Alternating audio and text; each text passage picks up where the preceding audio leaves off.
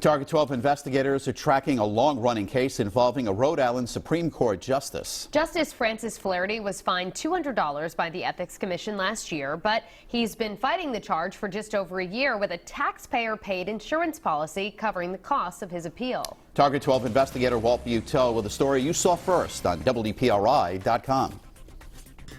The cost of the appeal has not been disclosed yet in this case that ironically puts a Supreme Court justice's appeal in the hands of a lower court judge. The roots of this case start with a Supreme Court appeal from two sexual assault victims, including Helen McGonigal Hyde. Hyde alleges she was raped in an East Greenwich church rectory by the late Father Brendan Smith, who in the 90s was convicted of sexually assaulting 143 children over a 40-year period.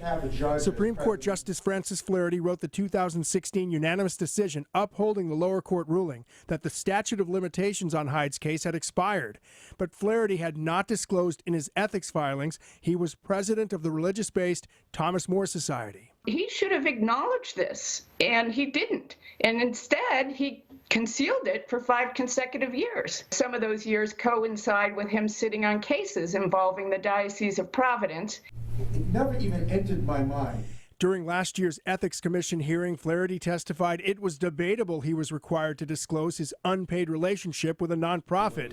His attorney told the court today Flaherty's omission was neither willful nor knowing, and he said the commission violated the judge's due process. They acted as legislature.